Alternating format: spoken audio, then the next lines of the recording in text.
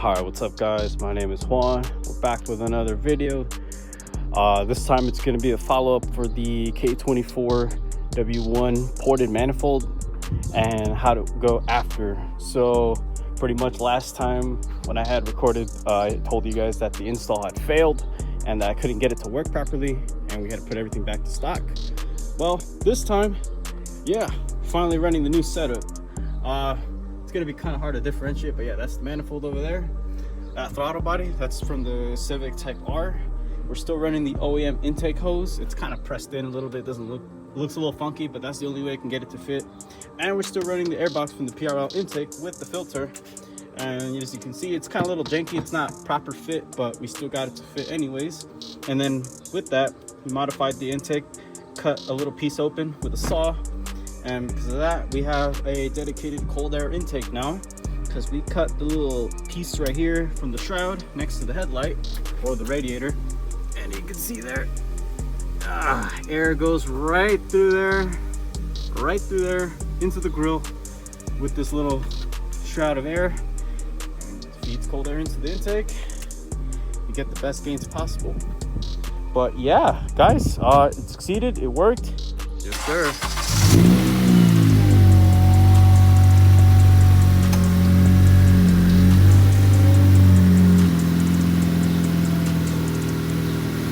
No self.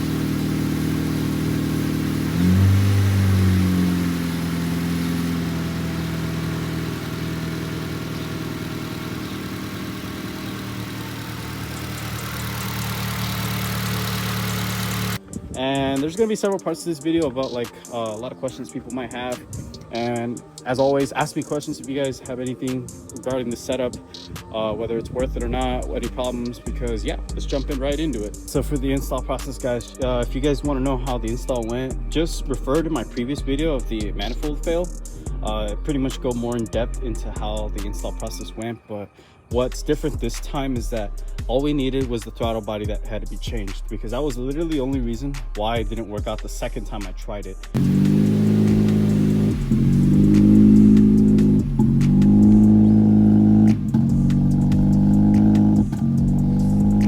And I would have had this done months ago, like literally since March. What are we in July? Almost in August? Yeah, like had I had the proper throttle body for this setup, we would have been a-okay. More research and time, miles driven, all that. But yeah, same thing, just like in the last video. The only difference now is that we just are running the throttle body from the Civic Type R or the K20C1 over the Accord 9th Gen for the K24W1. But yeah, for the thing, you can still run, I just learned this, you can still run your OEM intake, but I had to spice it up a bit.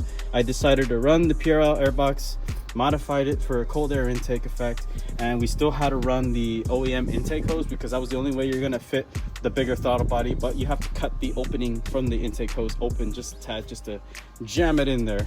Other than that, there's still more to be done, but that's literally it, guys. All right, and so guys, I've been driving with this setup for the last month and a half now. I think I had it since June. Yeah, so the last month and a half, like what, 5-6 weeks, I had time to drive with this car with the new setup.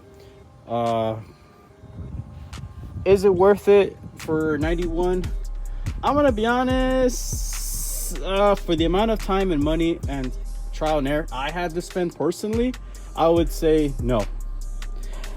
If there was a cheaper method to do it, I would. But since you guys are learning from me, you guys will learn from my mistakes to avoid the financial headache that it will come with. Not saying it's a lot, but it's just, it was a lot of unnecessary loss for me to go through. Could have been done better, but hey, it's, you live and learn, you know. Other than that, I would say for 91, it's an improvement over the stock intake manifold for sure, but it could be better, you know. But it is what it is. The car, it's just how it is with 91 fuel. It doesn't really respond well to mods like that. Just like how the Fearable Stage 2 tune, it only gives you like what, 4 horsepower over the base K-tuner tune. With just 91 octane, you have to go E85 to make the most out of it. And then we'll jump into this part right here, with E85. How was it? So I'm gonna be honest, y'all, this car does respond well to E85, but I had several issues with it. So For instance, with E85 or throwing ethanol, I tried to go max on the fuel system. The car bogged on me, and I'll show a clip in just a moment on what I'm talking about.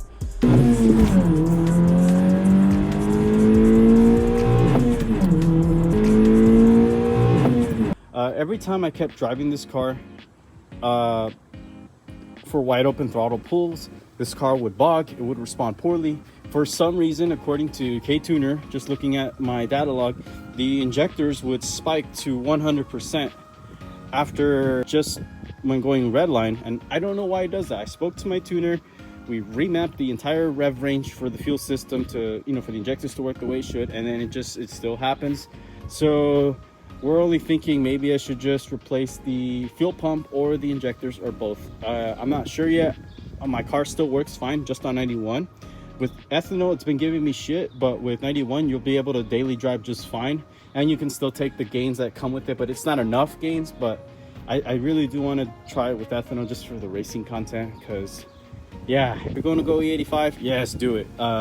It's not going to be like, oh shit, it's crazy, but it is noticeably faster than the stock manifold, so I would say it's okay.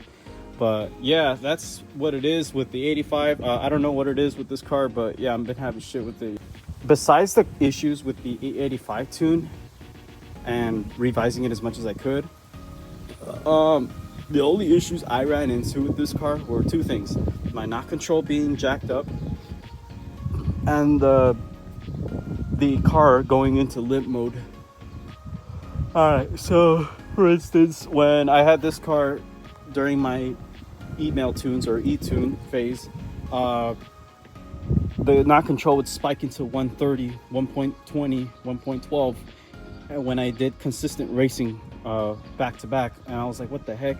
I mean, I guess it's normal, but everyone's telling me like, nah, it's way too high for your car to respond to that just after a few pulls. I mean, it should have been like 1.8 at 0.8 at most. I was like, really?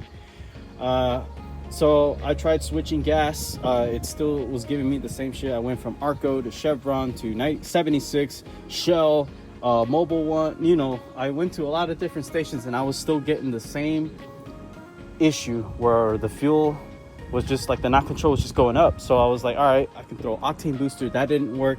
I threw in some ethanol. It helped just a tad. Like, I was still in the 91 tune, so I only threw in like a gallon. It only helped just a tad. So that's one issue I noticed. Unless California's been having shit gas lately, I don't know. But yeah, for 91, if you're racing anybody, you can only do like one race, and that's about it. Because after that, as you're doing consistent pulls, your car will get slower. As you saw in the previous racing video, I was losing horsepower like on the third race. You guys could see once I was in second gear, we were neck to neck.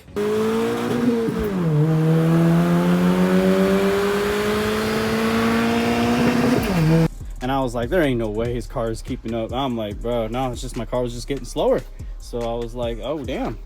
So there are some problems that we have with the setup, but I don't know what it is. I was just told it's the quality of the fuel, and I went to several stations and none of it helped. I even tried to do some remedies with E85, octane booster, and none of that shit helped with knock resistance or knock control. So yeah, for daily driving it's fine, but for racing it's gonna beat itself up after a race or two. So just letting you guys know that. And for the other problem was that it went into limp mode. So when I first had this car started with the mod, it was driving fine.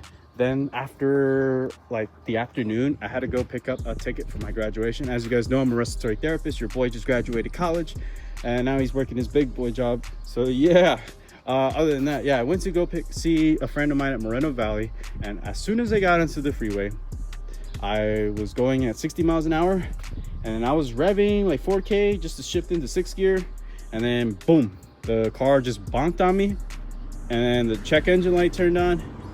I didn't get to see what the check engine light was on for, but immediately I felt the noticeable drop in power, and I was like, oh, this car went into limp mode, there's no way.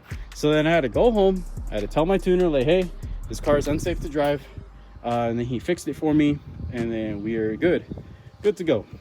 But yeah, when you do this install, guys, make sure you are tuning your car. Do not drive this thing stock unless you're running the base tune from K-Tuner. Maybe you should be good, because I was still running my old 91 custom tune meant for the old manifold. but still, it's the fact that the car was responding in a weird way. What had happened was the manifold was ported, right? So the car was intaking so much air that the car was like, hey, I don't know what to do with it. It was throwing off the air fuel ratio, and then bam, limp mode happened. I was like, well, that sucks. But yeah, just for a heads up, y'all, if you do the manifold install, tune your car. You will thank me later. Yeah, like I don't know what else to post now, guys. Just waiting for the ported heads. That will be like another year or so, just because I have to pay off a lot of debt. I'll try to get a move on with it by buying all the parts and then do the install once everything's ready. But as of right now, it's not on my bingo card, only because I suspect that it's not going to be as crazy as it may seem, but it will be done. I've already sent in my head to get ported. My guy hasn't come back to me yet, only because I'm getting ported super cheap, so that's why he's not prioritizing it. And I told him it's fine, bro, like don't even trip. I still need a second car to drop this off to get it installed. So yeah, and man, it's crazy.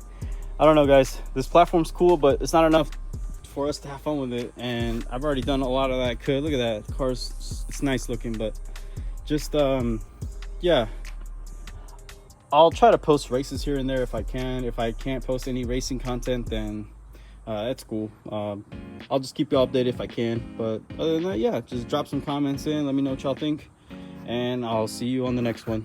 Peace out.